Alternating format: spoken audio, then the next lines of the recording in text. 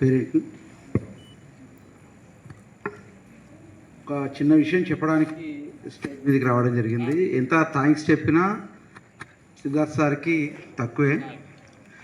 ఒకప్పుడు మేము పిల్లలకు ఏదన్నా అనారోగ్యం వస్తే వారి పేరెంట్, వారి తండ్రి గారు అయినటువంటి కమలాధర స్వామి గారిని చాలా గుర్తు చేసుకునేవాళ్ళం. చాలా గుర్తు చేసుకునేవాళ్ళం. చిన్నప్పుడు మా పెద్ద అబ్బాయిని మెట్టిపల్లిలో అంతమంది డాక్టర్లు ఉన్నా సార్ గారి దగ్గర నమ్మకంతో ఇక్కడ దాకా వచ్చి సార్కి చూపిస్తేనే, అది ఏదైనా కానీ చిన్నది కానీ పెద్దది కానీ అంతలా ఆయనకు మేము చాలా ఏంటి డివోటీ అనుకోవచ్చు. ఆ కమలాధర స్వామి గారిని మేము ఎంత గుర్తు చేసుకున్నామో, నాకున్న ఎక్స్పీరియన్స్ చాలా తక్కువ, 2 ఏళ్ళే.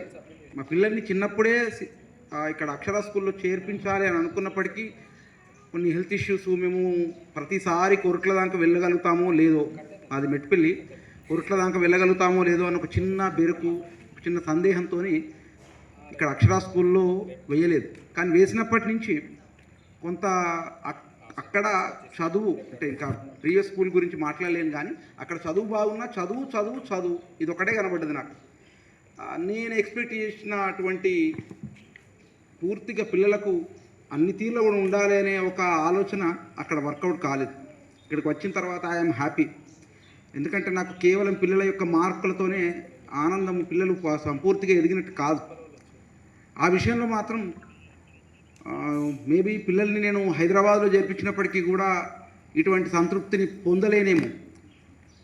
I'm happy with Akshara school management and Siddharth sir.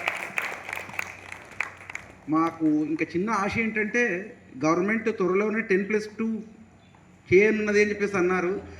కొద్దిగా మరి మా పెద్ద అబ్బాయికి ఆ అదృష్టం లేదు. మా చిన్న అబ్బాయి వరకన్నా 10+2 అయితే నాకు చాలా హ్యాపీ. ఇంకా ఇక్కడి నుంచి తీసుకెళ్లాల్సిన అవసరం ఉండదు నాకు. ఒకవేళ 10+2 కాకున్నా సిద్ధార్థ్ సార్ గారు భవిష్యత్తులో దీన్ని జూనియర్ కాలేజ్ లెవెల్కి తీసుకెళ్లాలని చెప్పేసి ఆశిస్తూ కోరుకుంటూ థ్యాంక్ యూ.